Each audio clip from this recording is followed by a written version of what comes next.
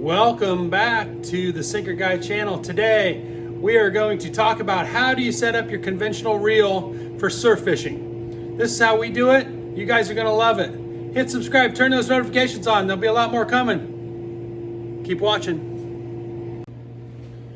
So when we're starting to think about setting up our surf fishing setup, and we have some inshore fishing reels and some low profile conventional reels for inshore.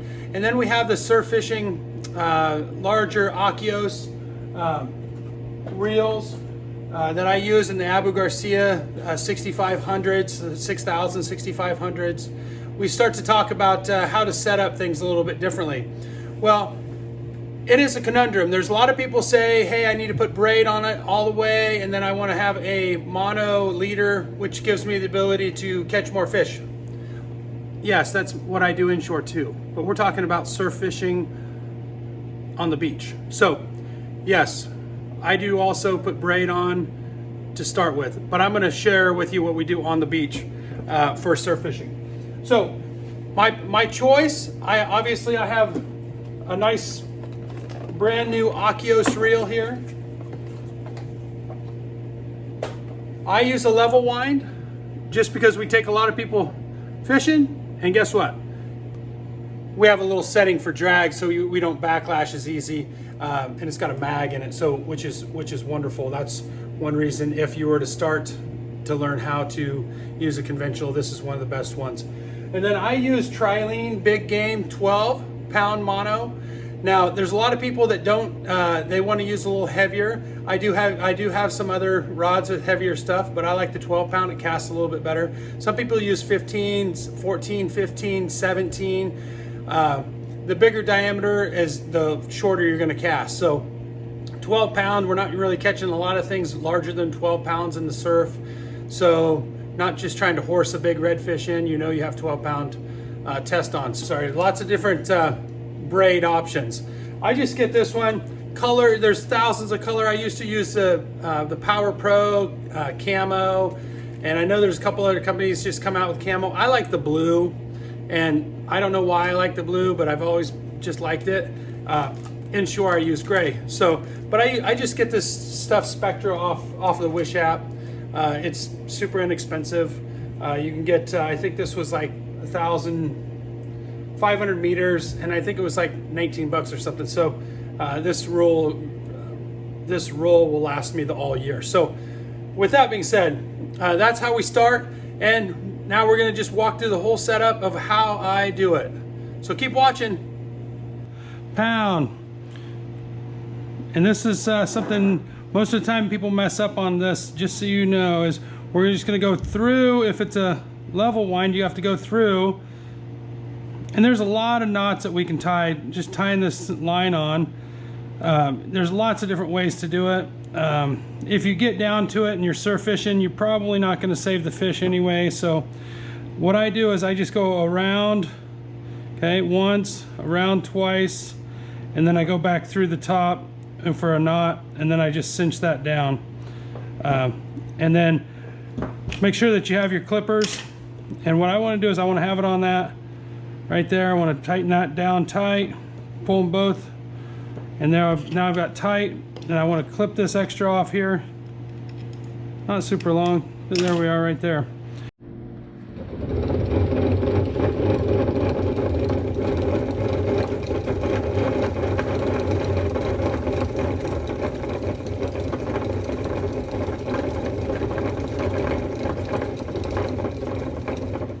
But I'm going to fill this all the way up right here because if I do get a break off, I want to be able to still fish that day with this reel. So with that being said, I want to make sure that I get enough on there that I can, if I do have a break off, I'm not out of luck for the rest of the day.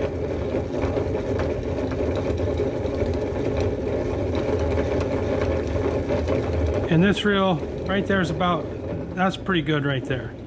And what I do is I always stop my level wind in the middle, because I'm going to cut up here. I'm going to give myself a little bit of wiggle room, so then when I end up putting this on, putting the knot becomes on the side. So I'm going to grab my pliers here, reach out in front of me, boom, I cut that off.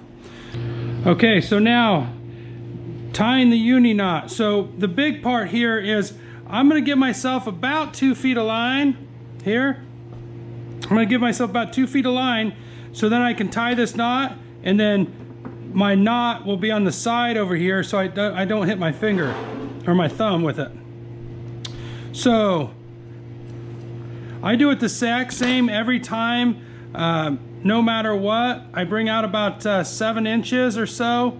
I'm gonna put my finger around the tip of my finger. I'm gonna go around it 1 time, 2 times, 3 times, and when I'm gonna just push it off my finger just like that. Everybody see that? And now I'm gonna come back through the back side. I'm gonna just push that through just like that. I'm gonna then just lick it, and I'm gonna pull it tight. Okay? And that's not tight, but that's close.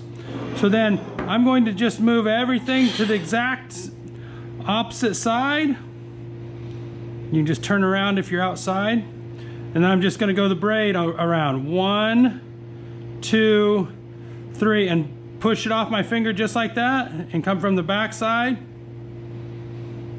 Now I'm just gonna lick that knot and lick the line between it. And that's gonna make a nice little knot there. And then I'm gonna just pull them to slide them together. Okay? So now I've got my uni to uni. Some people choose other knots. I use this one. I'm gonna just cut that off. I got these little cutters from Fish Bites. They work really good. Now you can see the braid has kind of frayed. There's a couple things that you can do there to make that a little bit better and a little stronger. Just put a little dab of super glue on there if you want. But there's my knot. I usually just lick it one more time to make sure that it's good. All right, so now I'm gonna go back to putting my line on. So I'm gonna take my mono off here. I'm gonna put my braid in the vise here.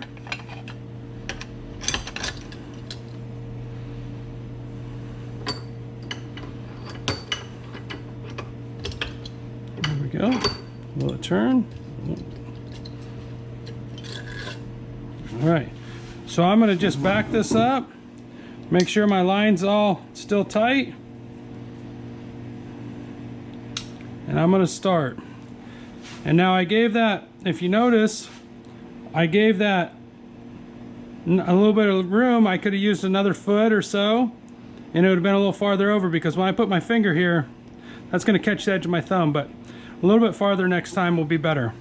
Now the determining factor is how much braid do I put on? And my determining factor is what beach do you fish on? And most of the time people say, oh, just 3 wraps. Okay, 3 wraps is fine, and then to the end of the rod, 12 foot, 13 foot. Some people say 25 yards, some people don't. Well, what I have found is seem to fish a lot of the long beaches, so where the trough is really a long ways away from you. But what you want to do is you want to have the braid. You don't want your knot outside your fishing rod or outside of your reel. So I put a little extra on there. And then that should get me all the way to the end of my rod, which is roughly about, I put about 30 yards, 32 yards on. So that's how I do it.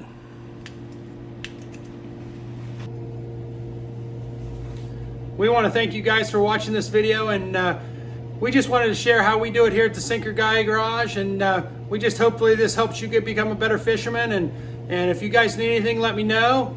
And keep following, hit subscribe down there. We've got more videos coming to help you catch more fish. We're out.